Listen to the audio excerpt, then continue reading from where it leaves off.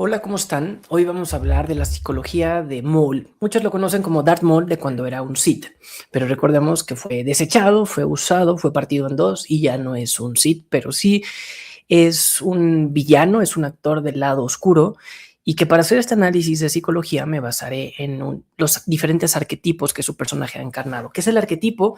Esta serie de patrones, de símbolos que reconocemos prácticamente inconscientemente en las diferentes culturas porque se asocian con principios, con fundamentos totalmente vinculados con la naturaleza humana. Esos arquetipos los podemos encontrar en historias, en personajes. Un personaje puede tener diferentes arquetipos, como es el caso de Maul, y nosotros como persona también podemos identificar nuestros arquetipos, nuestras conductas.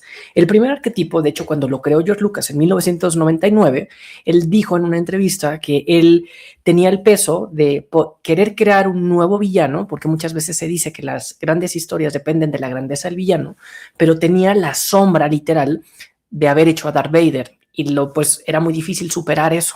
Entonces se esmeró bastante en buscar, al menos en lo físico, un personaje que impusiera, que diera temor, y se inspiró en el arquetipo del demonio, del diablo, de Satanás, que en diferentes culturas encontraba patrones similares. Por ejemplo, los cuernos, el color rojo, la asociación con el fuego en sus ojos o los mismos tatuajes. De hecho, se dice que la primera arte conceptual que le dieron era realmente aterrador y creo que era demasiado aterrador para una historia más familiar como puede ser Star Wars. Entonces, ese primer arquetipo creo que revela bastante.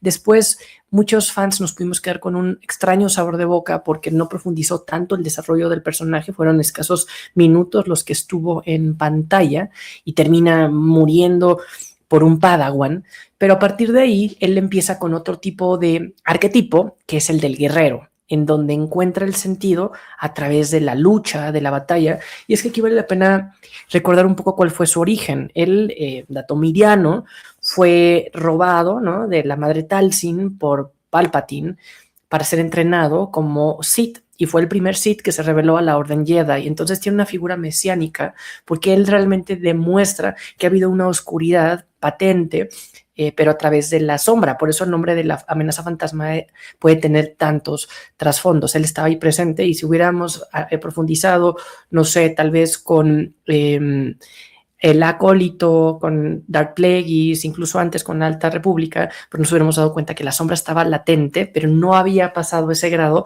de que saliera al consciente. Ese es un concepto muy psicológico, muy de Jung, de tener nosotros una sombra. Todos tenemos la sombra, y Darth Maul termina siendo este primer destello, esta punta del iceberg que se sintomatiza en el mundo real. Y aquí, pues él termina siendo usado, termina siendo desechado, y por eso es que no se encuentra. Lo interesante, lo triste del caso de Maul, que es la antítesis de la mayoría de los protagonistas y todas las historias de Star Wars, es que Maul no tiene sentido su vida.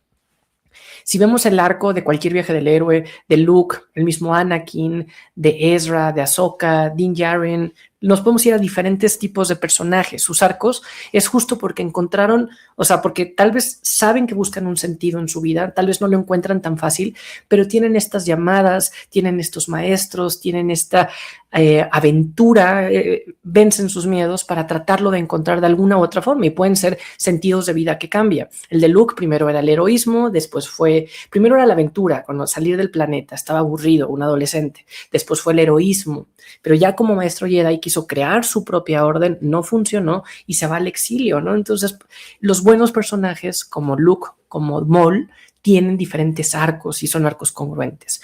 El segundo punto, el segundo arquetipo, les decía, es el de guerrero, porque él realmente trata de encontrar sentido y además su identidad como Sith fue a base del odio. Los principios de los Sith son con emociones que se llevan de forma profunda. El enojo es natural, el miedo es natural, la paranoia, el odio, ¿no? Aunque son naturales, no debemos de perpetuarlos, ni vivir en ellos, ni tomar las decisiones, porque realmente hasta fisiológicamente nos provocan malestar. Él se perpetúa en esa oscuridad, incluso se vuelve completamente loco, ¿no? Cuando lo encuentran en los vacíos y lo arman a través de brujería extraña, a través de ensamblaje con la nueva tecnología, pues termina regresando un poco a la normalidad, pero fijado en el odio, con el arquetipo del guerrero.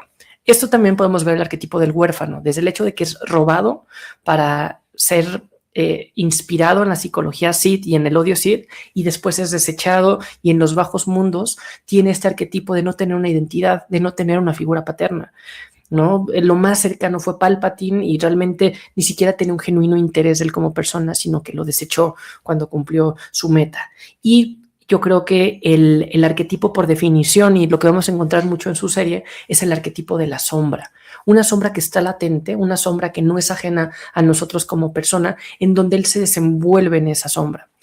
No creo, y sobre todo porque conocemos el desenlace de la vida de Maul en la serie de Rebels, no vamos a encontrar un arco de redención como típicamente lo encontramos en Star Wars, que es una historia de esperanza. Pero sí vamos a encontrar cómo la vida no es blanca y negra, cómo el negro y el blanco va a tener una tonalidades de grises, de matices, en donde vamos a poder a veces entender, no justificar, el lado malo, el lado oscuro. Lo vamos a abrazar. Y nos vamos a dar cuenta, lo interesante en esta serie, que es una de las apuestas que más me llaman la atención, es que son personajes villanos del lado oscuro contra personajes villanos más malos, como la maldad tiene diferentes capas. Y eso creo que también detona hasta cierto punto un pensamiento crítico. En el Star Wars original, en la trilogía original, era luz y oscuridad, blanco y negro, lo veíamos hasta cinematográficamente en las naves, la oscuridad y la luz, ¿no? Lo blanco y lo negro.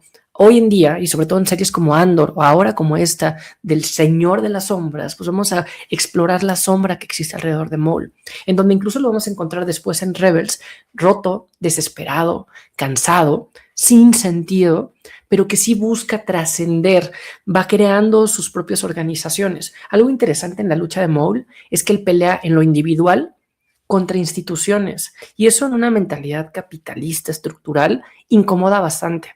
Son organizaciones contra organizaciones. ¿Cómo es que la Alianza Rebelde logra vencer al Imperio cuando se agrupa como una organización, cuando coordina sus fuerzas para que sea la Alianza Rebelde contra el Imperio? La República contra los separatistas, la Primera Orden contra, no sé, todo el movimiento orquestado por Leia. Siempre se van esos movimientos grupales. Aquí lo complejo de Maul es que lo hace solo.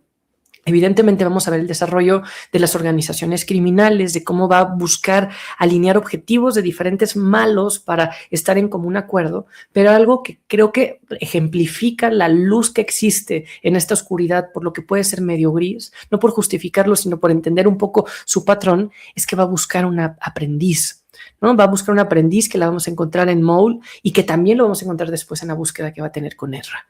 Finalmente, al cierre de su vida, vemos cómo termina proyectando su objeto deseado, su objeto primario, lo termina proyectando a nada más y nada menos que a la venganza.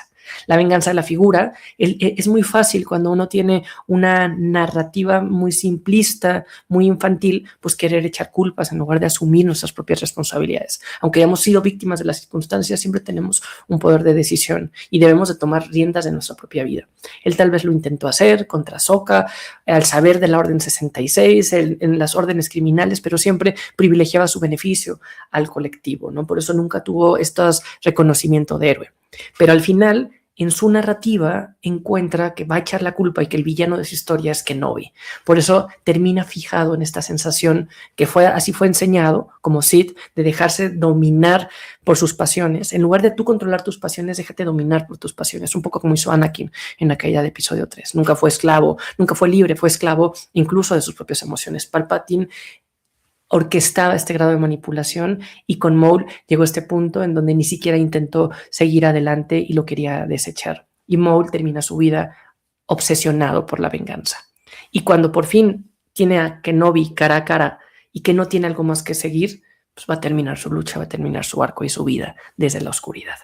Pues bien, hasta aquí quería hacer este análisis de este personaje oscuro que me parece muy interesante, lleno de simbolismos cinematográficos, artísticos, culturales, mitológicos. Nos toca una serie de oscuridad.